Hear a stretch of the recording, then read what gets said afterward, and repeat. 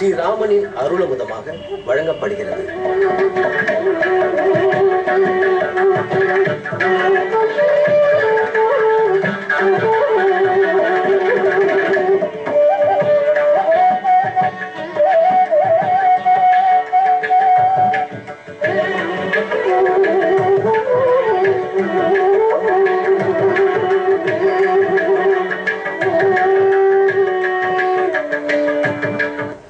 नमः कोदंड हस्ताय संधीकृत शराजज खंडिताखिल दैत्याय रामाय आपन निवारणे ஆபத்துக்களை போக்கி நன்மையே நல்குபவர் ஸ்ரீ ராமச்சந்திரர். நமக்கு வெளியே சில விரோதிகள் இருக்கலாம், நமக்குள்ளும் பகைவர்கள் உள்ளார்கள். வெளியே இருக்கும் அவர்கள் கண்ணுக்காவது தெரிவார்கள், ஒதுங்கி போகலாம். ஆனால் நமக்குள்ளே உறையும் பகைவர்கள் அகங்காரம், மமகாரம், காமம், கோபம் முதலான எத்துணை பேர். இவர்கள் எல்லாரையும் நாம் ஜெயிக்க வேண்டும். இதற்கு வழி ராமன் திருவடிகளை பற்றுவதுதான். விவேகம், பகுத்தறிவு என்னும் உயர்ந்த அம்பால் நம்முடைய விரோதிகளையெல்லாம் பெருமான் ஒழிக்கிறார். ராவணனை முடித்தது ஒரு அவலீலையான விளையாட்டான விஷயம். ஆனா மனோரஜனீச்சரன், நம் மனம் என்னும் அரக்கன் ராவணன். அவனுக்கு இருக்கும் 10 தலைகள், 10 புலங்கள். நம் மனம் நம்முடைய 10 புலங்களோடு சேர்த்து எவ்வளவு துன்பம் கொடுக்கிறது. அந்த மனம் என்னும் அரக்கனை அழிக்க வேண்டுமானால், அந்த மனத்தை நல்ல மனமாக்க வேண்டுமானால் பெருமானுடைய அம்புதான் ஒரே புகழ். அப்படிப்பட்ட ராமன் கைகளில் விந்தெழுதி கொண்டு தன்னுடைய உயிரினும் மேலான தர்மபத்னியான சீதை அவளை காணோம் என்று தேடிக்கொண்டு அலைகிறான். அரண்யம் காடு முழுவதும் தேடினான். இறுதியாய் எங்கெங்கோ சுத்தி திரிந்து சுக்ரீவன் இருக்கும் இடத்தை அடைகிறான். இதற்கு வழிகாட்டி கொடுத்தவன் கபந்தன். அந்த வழியை நிச்சயப்படுத்தி கொடுத்தவள் சபரி. இவர்களுக்கெல்லாம் மேலான கதியை நல்கி கொண்டு ராமன் கிஷ்கிந்தைக்குள் நுழைய போகிறார். இந்த இடம் எங்கிருக்கிறது? நாம நாசிக் பஞ்சவட்டியிலிருந்து புறப்பட்டோம். அது கோதாவரி நதிக்கரையில் உள்ளது. அந்த இடத்திலிருந்து ஜட்டாயு மோட்சமடைந்த தாகேத் என்னும் இடத்தை பத்தி கூறினேன். அங்கிருந்து மேலும் தெற்கு நோக்கி வந்து நீண்ட மலைத்தொடரை தாண்டி கீழிறங்கினான் ராமன். இதோ ஹம்பி, ஹாஸ்பெட், அதற்கு பக்கத்தில் இருக்கும் கிஷ்கிந்தா. இங்குதான் துங்கபத்ரா நதி ஓடுகிறது. இந்த கிஷ்கிந்தையில் தான் மதங்க ஆசிரமம், மதங்கர் மலை, பக்கத்தில் சபரி ஆசிரமம், சபரி மலை, ரிஷமுக பர்வதம், பம்பா சரஸ் ஆகிய அனைத்தையும் தரிசிக்கலாம். அவ்விடத்தை ராமன் அடைந்தான். இனி கிஷ்கிந்தா காண்டம் முதல் சர்க்கம். சதாம் புஷ்கரணீம் கத்வா பத்மோத்பல ஜஷாகுலாம் ராம சௌமித்ரி சகிதா விலலாப ஆகுலேந்திரியா. இந்த அழகான புஷ்கரணி குளத்தை பார்த்து ராமன் புலம்பலுற்றான். ஆசை மனைவி அருகிலே இருந்தால், நாயகி கூட இருந்தால் நிலா பால் நிலாவாக இருக்கும். படுக்கை கொள்ளும், பால் பிடிக்கும், சந்தனம் குளிரும், புஷ்பம் நல்ல மனத்தை பரப்பும். ஆனால் அந்த ஆசையான நாயகி கூட இல்லாமல் போனால், கைப்பிடித்த மனைவி சீதை அருகில் இல்லாதபடியால் நிலவே சுட்டெரிக்கிறது. ஓடும் சலசலத்தோடும் நதிகளே நெருப்பு கங்குகளை பொழிகிறது. அங்கிருக்கும் குயில் கூவினால் துக்கம் விசாரிக்கிறா போல இருக்கிறது. மயில் ஆடினால் நீ ஏன் இன்னும் உயிரோடு இருக்கிறாய் என் ஆட்டம் போட்டு கேட்கிறா போலே உள்ளது. இந்த நிலை ராமனால் தாங்க முடியவில்லை. ஆகலால் தான் துயருற்றான். இலக்குவனிடத்தே புலம்புகிறான். விரகதாபம், பிரிந்து துயர் ஆற்ற முடியாமல் தவிக்கிறான். தத்ர திருஷ்டைவதாம் ஹர்ஷாத் இந்திரியாணி சகம்பிரே ச காமவசமாபன்னஹ சௌமித்ரி மிதம் அப்ரவீத். காமவசத்துக்கு பட்டு சௌமித்ரியான சுமித்ரானந்தனான லக்ஷ்மணத்தே ராமன் புலம்புகிறான். சௌமித்ரிய பஷ்ய பம்பாயாக கானனம் சுபதர்சனம் யத்ர ராஜந்தி சைலாக வாத்ருமாக சசிகரா இவ. இங்கிருக்கும் மலைகளை பார், சிறு குன்றுகளை பார், உயர ஓங்கி வளர்ந்திருக்கும் மரங்களை பார், அனைத்தும் நம்மை விரோதிக்கின்றன. சீதை கூட இருந்திருந்தால் எங்கள் எல்லாரையும் அனுபவித்திருக்கலாம். சீதையை பிரிந்து ராமா எதற்காக இங்கு வந்தாய் என்று கேட்கிறா போலே இருக்கிறது. நளினைரபி சஞ்சன்னா யத்தர்த்த சுபதர்சனா சர்ப்ப வியாகுலானுச்சரிதா மிருகத்விஜ சமாகுலா சுகானிலோயம் சௌமித்ரே காலஹ பிரச்சுர மன்மதா கந்தர்வ கந்தவான் சுரபிர்மாசா ஜாத புஷ்ப பலத்ருமஹ என்று அங்கிருக்கும் அழகான காற்று தென்றல் வீசுகிறது. ஆனால் ராமனுக்கு அதில் பிடித்தமில்லை. தாமரை மலர்கள் எல்லாம் மனம் பரப்புகின்றன. ஆனால் ராமனுக்கு அதில் விருப்பமில்லை. மிகவும் கொதித்து போயிருக்கிறான் ராமன். ராமன் கொதித்தால் அவன் திருமேனியை ஆற்ற வேண்டியது நம் கடமையாயிற்றே. அதற்காக தற்போது நாம் கோதண்டபுரத்தை அடைந்து அங்கிருக்கும் ராமச்சந்திரனுக்கு திருமஞ்சனத்தை தரிசிப்போம். என்றோ ராமன் விரகதாபத்தில் துடித்தார். இன்றிருக்கும் ராமனுக்கு திருமஞ்சனம் செய்து அதனாலாவது அவன் திருமேனி கொதிப்பு அடங்குகிறதா பார்ப்போம். கோதண்டபுரம் வந்தவாசியிலிருந்து சேத்பட் போகும் மார்க்கத்தில் 15வது கிலோமீட்டரில் உள்ளது. கோதண்டராமசுவாமி முதலில் ஆதி கோதண்டபுரத்தில் இருந்தார். அங்கிருந்து மழையூர் லட்சுமி நாராயணன் சன்னிதானத்தில் இருந்தார். தற்போது கோதண்டபுரத்தில் எழுந்துள்ளிருக்கிறார். இந்த சன்னிதானத்தில் ஆழ்வார்கள் அனைவரும் விக்கிரக ரூபத்தில் உள்ளார்கள். ஒரு புறம் 6 ஆழ்வார்கள், மற்றொரு புறம் மற்ற 6 ஆழ்வார்கள். அவர்களையெல்லாம் சேவிச்சுக்கிறோம். இந்த புஷ்கரணி தீர்த்தம் கொண்டு வந்து பெருமானுக்கு திருவஞ்சனம் நடைபெறுகிறது. மூலமூர்த்திக்கும் திருவஞ்சனம், உற்சவருக்கும் திருவஞ்சனம். திருவஞ்சனத்துக்கு முன்னாடியே சேவிச்சுட்டோம், திருவஞ்சனத்தின் போதும் தரிசிக்கிறோம். பால் திருமஞ்சனம், தேன் திருமஞ்சனம், இளநீராலே அபிஷேகம், தயிரால் அபிஷேகம், பன்னீர், மஞ்சள் காப்பு, சந்தன காப்பு, இது எல்லாமே பெருமானுக்கு குளிர்ச்சி ஏற்படுத்துறதுக்காக. வெளியிலோ எவ்வளவோ வெப்பம். இப்ப நாம கிஷ்கிந்தா காண்டத்தில் இருக்கிறதே வசந்த காலத்தில் தான் உள்ளோம். இந்த வசந்த காலம் தாண்டி சித்திர வைகாசி தாண்டின பிற்பாடுதான் சற்றே வெப்பம் மாறும். இப்ப அந்த வெப்பத்தில் இருக்கார். ஸ்ரீராம நவமியே பங்குனி மாசம் சித்திர மாசம் தானே வரும். அதனால ஸ்ரீராம நவமி உற்சவம் நடக்கச்சவே எங்க பார்த்தாலும் வெயில் கொதிக்கும்.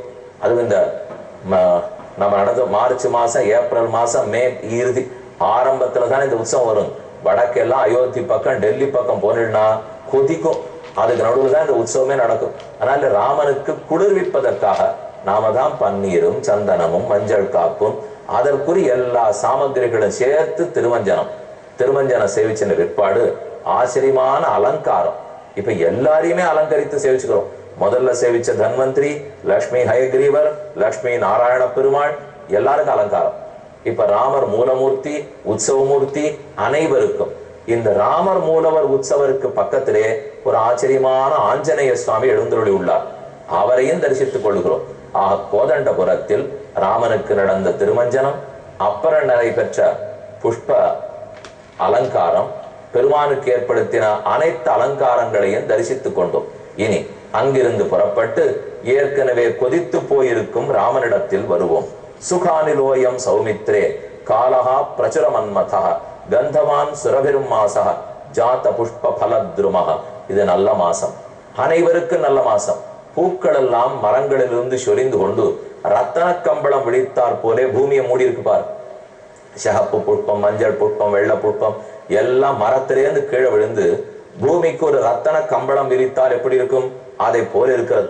பதிதைஹி பதமானைச்ச பாதபஸ்தைச்ச மாருதா குசுமைஹி பஷ்ய சௌமித்ரே கிரீடதீவ சமந்ததா அயம் வசந்தா சௌமித்ரே நானா விஹகநாதிதா. இந்த வசந்த காலம் பல பறவைகளும் நன்கு ஒலி எழுப்பும் காலம். மரங்கள் எல்லாம் பூத்து குலுங்கும் காலம். நல்ல மாருதம், காற்று வீசக்கூடிய காலம். காற்றடி காலம் அல்ல. காற்றடி காலத்தில் நிற்கவே முடியாமல் காற்று வீசும். ஆனா மந்தமாக நல்ல சுகமா இருக்கக்கூடிய காத்து வீசும். சீதையா விப்ரஹீணஸ்ய சோக சந்தீபனோ மம கிருஷ்டம் பிரபதமானஸ்ய சமாக்வயதி கோகிலஹ.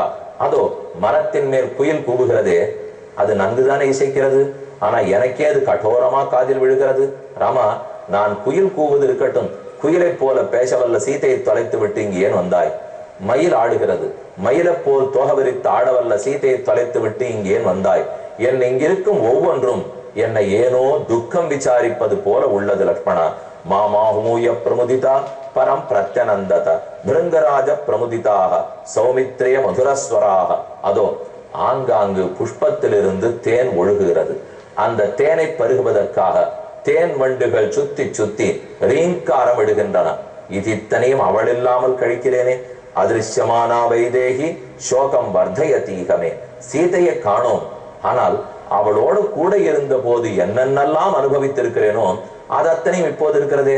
அயோத்தியில் இருக்கும் போதும், சித்திரகூடத்தில் இருக்கும் போதும், அகஸ்தியாசிரமத்தில் இருக்கும் போதும், அப்போதும் நிலாவை பார்த்திருக்கேன்.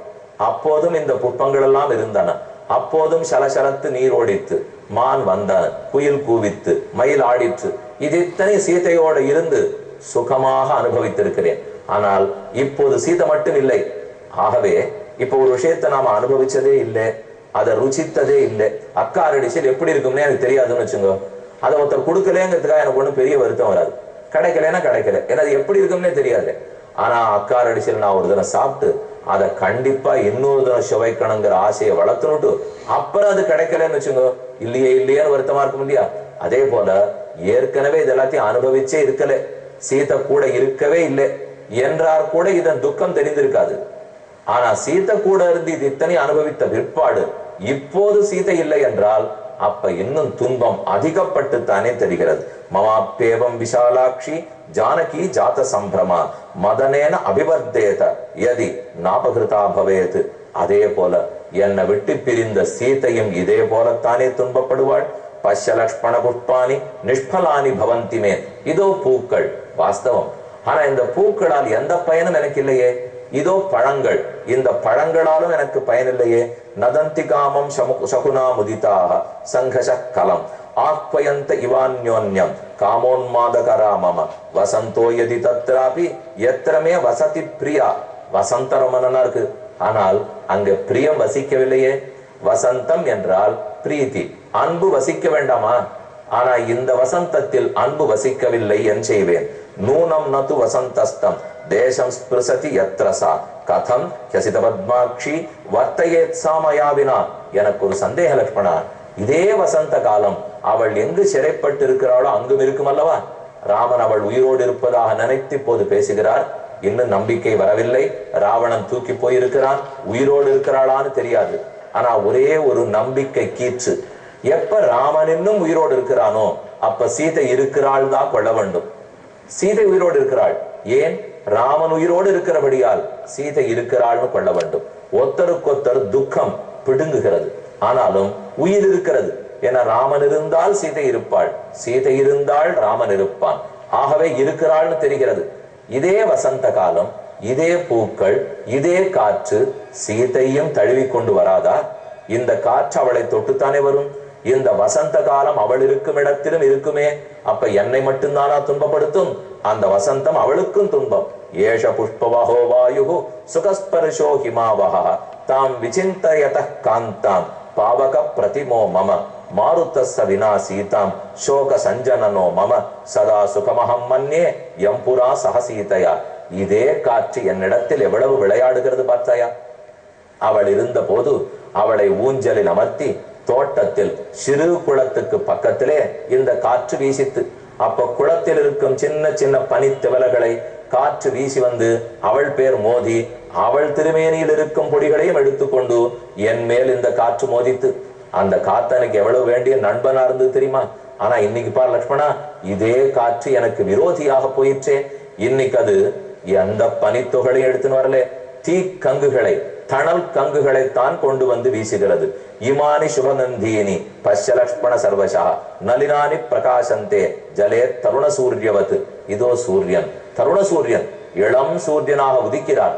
ஆனால் அதனால் எனக்கு எந்த திருப்தியும் ஏற்படவில்லை. ஏஷா பிரசன்ன சலிலா பத்ம நீலோத்பலாயுதா ஹம்சகாரண்டவா கீர்ணா பம்பா சௌகந்திகாயுதா. எங்கும் ஹம்சகாரண்டவா கீர்ணாம் வந்தே கோதாவரீம் நதீன் என்று ஏற்கனவே கோதாவரி நதியினிடத்தே சீதை பிரார்த்தித்தாள். அன்னப்பறவைகள், காரண்டங்கள், இவைகளெல்லாம் விளையாடக்கூடிய நதிகள். இது ஒண்ணுமே எனக்கு திருப்தி ஏற்படுத்தவில்லை. இப்படியெல்லாம் புலம்பிக் கொண்டு வந்த ராமன் ஓர் ஸ்லோகம் பத்மகேசர சம்சிருஷ்டா விருக்ஷாந்தர வினிஸ்ருதா நிஸ்வாச இவ சீதாயாக வாதிவாயுர் மனோகரா. அழகான ஸ்லோகம். இதற்கு தனி ஸ்லோகத்தில் பெரியவாச்சான் பிள்ளை பன்னி பன்னி உரை எழுதியுள்ளார். என்னங்கிறதை அடுத்த நாள் பார்ப்போம். தற்போது வந்தவாசி கருகே இருக்கும் கோதண்டபுரம் ராமனிடத்தில் விடைபெற்று கொண்டு புறப்படுவோம். இந்நிகழ்ச்சி ஸ்ரீராமனின் அருளமுதமாக வழங்கப்பட்டது.